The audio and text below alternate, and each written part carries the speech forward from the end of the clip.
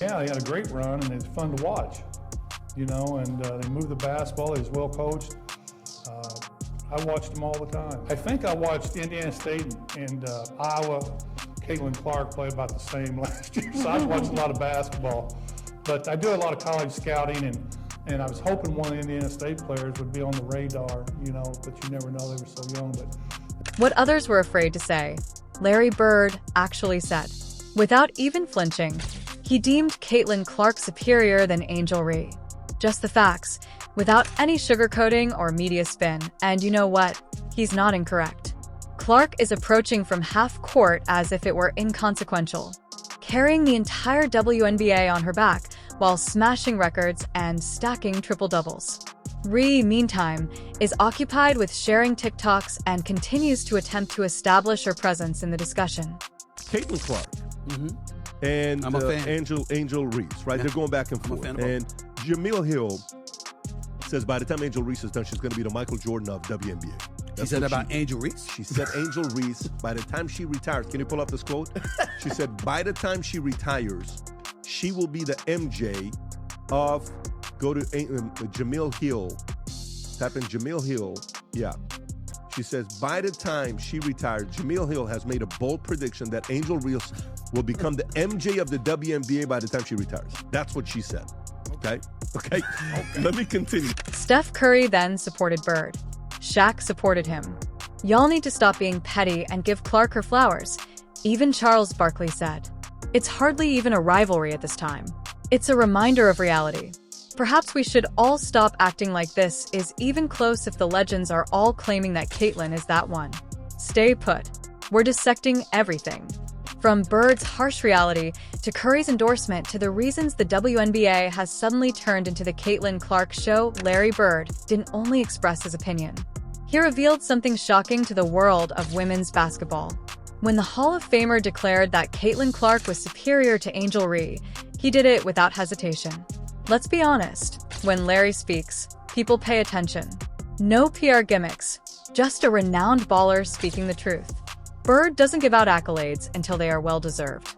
Therefore, when he publicly crowned Clark, it was a verdict rather than only praise. He likened watching her to watching himself at Indiana State. That is not a trivial matter. That is one of the best sayings ever. Yeah, this kid reminds me of me.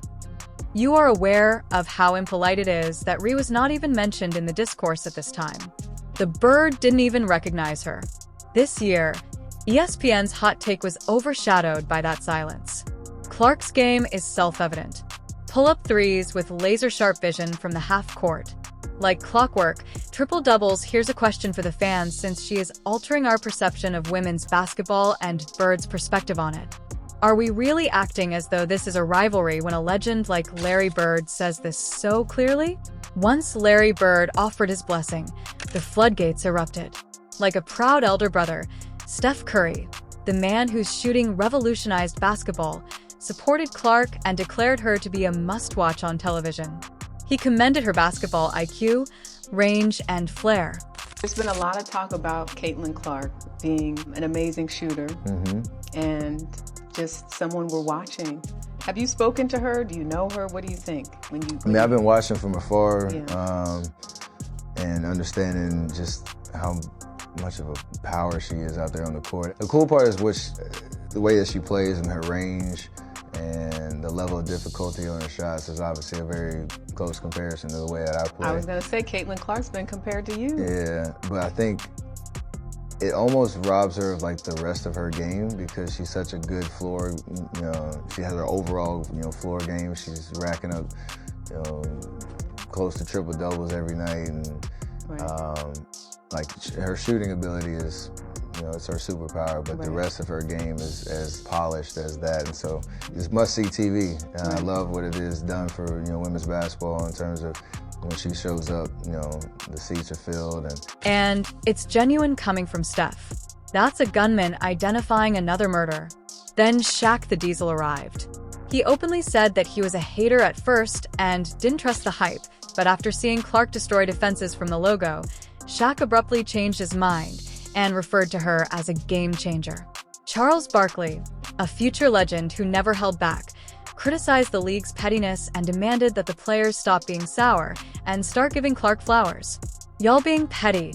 She's the one bringing in the money," he remarked bluntly. You women out there, y'all petty, man. Hey, LeBron, you're 100% right on these girls hating on Caitlin Clark. Y'all petty, girls. I expect men to be petty because we're the most insecure group in the world. Oh, you are. Y'all should be thanking that girl for getting y'all ass private charters, all the money and visibility she bringing to the WNBA. Three legends, then. A Bird, Barkley, and Curry Shaq singing the same song when the greatest players in history are all riding for one player. Why are some still acting as though she hasn't earned it? They didn't simply mention Clark's name. They supported her as though she was already a Hall of Famer. The thing about Larry Bird is this: he is more concerned with heart hustle toughness than flash. His admiration for Caitlin Clark therefore strikes a different chord.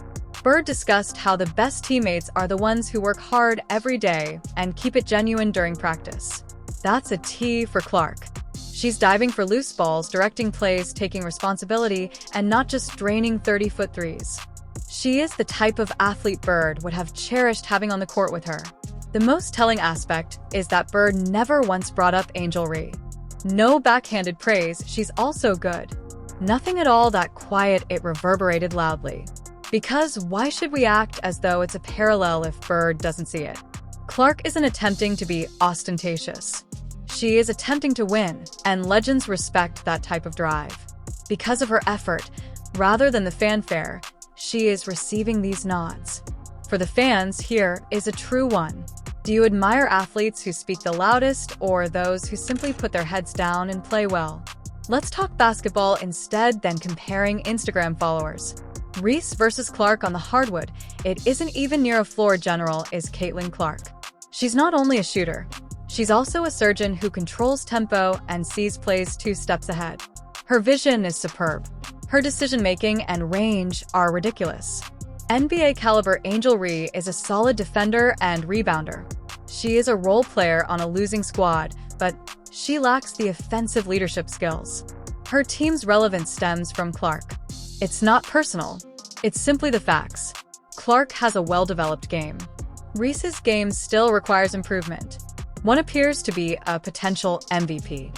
The others seem to be attempting to establish her beat. To be honest, would the outcomes be the same if both players switched sides at this moment? Hardaway spoke aloud the silent passage. The majority of the jealousy in the locker room is directed toward Caitlin Clark. He brought up the fact that after she was fouled, some teammates refused to even assist her. That's crazy. That is personal behavior and not appropriate for a team. Hardaway referred to it as outright hatred. He claimed that while her teammates are allowing jealousy to consume them, Clark is playing the correct way, enjoying herself, and remaining professional. He's also not incorrect. The strange thing is that Clark isn't even giving them an excuse to be mean to her. She's just bawling and not acting like she's greater than the game or talking trash, but the atmosphere around her is icy. That kind of camaraderie isn't enough to win championships, and Hardaway's remarks make it apparent that this is about more than just Reese. It concerns a league that is ill-equipped to deal with a young talent who is rapidly rising to prominence. Here's the question: should the league mature and embrace its superstar, or should Clark have to compromise herself to please others? Charles Barkley didn't mince words. He criticized the league's treatment of Clark and stated that many fans thought you were being petty. He claimed that jealously about Clark's status as the face of women's basketball and the person packing venues with endorsement deals is the root of the abuse she receives, not her skill. Additionally, many are ignoring her rather than celebrating her. Simply enough, Barkley stated, "Give her flowers." Because many of these games wouldn't even be broadcast on national television without Clark. The man who formerly fought MJ and Shaq is more interested in the facts than in your feelings. Furthermore, Clark is generating revenue for the WNBA and giving it significance. For you viewers, this is a genuine one. So why the hate? Do you want players that make the league better, or do you want everyone to be modest so that nobody's pride is hurt? Let's face it, the entire Clark versus Reese controversy has been exaggerated, and the media is primarily to blame. It's tiring how every foul, stare down, and post-game handshake has turned into a headline. The drama isn't even being heightened by Clark. The media needs a villain, but she's playing basketball. Thus, they continue to paint this picture as though we were witnessing a soap opera in real life. In actuality, this is about resentment more than rivalry, and it's interfering with Clark's historic basketball performances. Ree continues to learn. That's the tale. Not who on Instagram unfollowed whom Bill Simmons even stated that. More harm than good is being done by the media. With a scoreboard, they are transforming the league into TMZ rather than creating it. Let's now turn it over to the audience. Who rolled their eyes in the post-game tunnel, or would you rather to hear about actual game statistics? Shaquille O'Neal. "I'll take down your entire franchise, mister," said that he didn't think Caitlin Clark's buzz was real. He initially claimed to have dismissed her, thinking perhaps it was simply media hype, but then he saw her hit shot after shot from the logo. Shaq is now Allen. He claimed that even if Curry doesn't try, she is accomplishing stuff. That's crazy. When an NBA champion who has won 4 times says, "You changed his mind," it's not a compliment. That is the height of respect, and Shaq has been the greatest. And now he's bringing up Clark in that discussion. It goes beyond the shooting. It's her bravado, swag, and game-controlling style. According to Shaq, it was like witnessing a generational talent show. In order to put an end to this myth once and for all, I had to question Shaq whether he could alter his opinion and why some of these other guys in the league couldn't. Caitlin Clark isn't simply famous because she's marketable. She is well known due to her excellence. Complete halt more powerful than any highlight reel or social media campaign is this woman's game. It's not about videos that become viral. It has to do with the box score. If you think Caitlin Clark is only big because of TikTok or commercials, you clearly haven't watched her play, stated Stephen A. Smith in response to the controversy. And he's exactly right. Clark leads the NBA in assists. In her first season, she is already ranked 4th in the MVP voting. That isn't magic in marketing. That is the talent of generations. Indeed, advertising can place your image on a billboard, but it cannot help you get 30 points in front of an antagonistic audience. You can't acquire triple-doubles in arenas that are completely sold out. That is something that Clark earns every night. Stephen A. cautioned that the WNBA will quickly become irrelevant if they begin to put more emphasis on buzz than basketball. You create a league based on skill rather than social media influence. Let me ask you this. Are you here to see history being made because Caitlin Clark is doing exactly that? Her exclusion from the Olympic squad told us all we needed to know. Are you just looking for likes and hashtags? This player breaks records, draws the largest audiences, and leads the league in assists. And for whatever reason, she is left off of Team USA, while underperforming athletes and ailing veterans are hurry up. This had less to do with basketball and more to do with politics and gatekeeping, as certain people did not want Clark to become too well-known too quickly. Fans were enamored with Stephen A. and Shannon Sharpe. Considering that a mobile phone is your most fascinating player throughout an Olympic year, Clark simply stated that she would use it as motivation rather than crying over it or going on a tirade. Let's conclude by pointing out that Caitlin Clark is altering the game in real time, which is evident to every true basketball fan. Her influence is too strong to be disregarded anymore, and the fact that people continue to doubt her grandeur is not up for argument. She has broken records and sold out venues. Denial is what that is. It's about skillful leadership and outcomes, not about hype. Night after night, Caitlin is working hard. Here's the question for you. Is Caitlin Clark already the face of the league, or are some people afraid to acknowledge that the torch has already been passed? While others continue to make excuses or avoid the spotlight, she's bringing new perspectives to the game, uplifting her teammates, and forcing the league to change more quickly than it has in the past.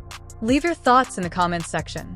Because Clark's ascension isn't slowing down, hit the subscribe button and smash the like button if you're riding with her. Actually, we're just getting started, and we'll be here for you every step of the way.